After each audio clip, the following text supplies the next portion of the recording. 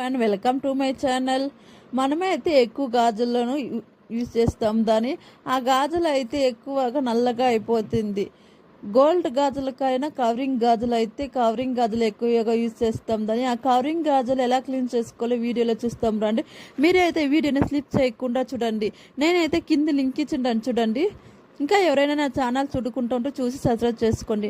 ఇప్పుడైతే మన అందరి ఇంట్లోనే ఉంటే సాంబ్రాన్ని తీసుకున్న తర్వాత ఇప్పుడు అంటించుకోండి. ఒక కర్పూరం పెట్టుకొని అంటించుకున్న తర్వాత ఇలా పొడిలాగా తయారవుతుంది. ఆ పొడిలోనే కొంచెం లెమన్ వేసుకోండి. ఒక హాఫ్ లెమన్ గుజ్జు వేసుకొని బాగా కలిపిన తర్వాత ఇలా కలుపుకోండి.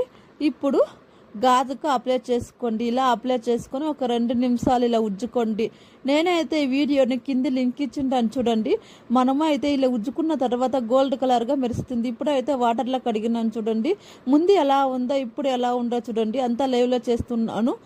గోల్డ్ కలర్గా మెరుస్తుంది. ఇప్పుడు వాటర్లో కడిగిన తర్వాత ఒక కాటన్ క్లాత్లో తొడుచుకున్న తర్వాత ఇప్పుడైతే పసుపు అప్లై చేసుకొని తడి లేకుండా తొడుచుకోండి. ఇప్పుడైతే పసుపు అప్లై చేసుకోండి. తుడుచుకున్న తర్వాత ఇప్పుడైతే పసుపును అప్లై చేసుకోండి. పసుపు అప్లై చేస్తే తెల్లగా గోల్డ్ కలర్గా కొత్తటిలాగా గాజులు కనిపిస్తుంది. మనమైతే షాప్కి వెళ్ళకుండా ఇంట్లో ఉండే పదార్థాలను బట్టి ఇలా క్లీన్ చేసుకో. ఎందుకు డబ్బులు వేస్ట్ చేయడం. చూడండి ఎంత గోల్డ్ కలర్గా కొత్తటిలాగా కనిపిస్తుంది. మీరు ఒక టైం ట్రై చేసి చూడండి. కొత్తగా గోల్డ్ కలర్గా ఇదైతే 6 months గ్యారంటీ. ఇప్పుడైతే పౌడర్ అంటే పాన్స్ పౌడర్ ఏ పౌడర్ అంటే ఉంటే పౌడర్ కొంచెం అప్లై చేసుకొని తుడుచుకోండి. మీరు ఒక టైం ట్రై చేసి చూడండి. కొత్తగా బాగా కనిపిస్తుంది. నేనైతే వీడియో కింద లింక్ ఇచ్చింటాను చూడండి. 10 నిమిషాల్లో క్లీన్ అయిపోతుంది. ఎందుకు డబ్బులు వేస్ట్ చేయడం. మీకు ఈ వీడియో నచ్చినట్లయితే లైక్ చేసి సబ్స్క్రైబ్ చేసుకోండి. Thank you for watching.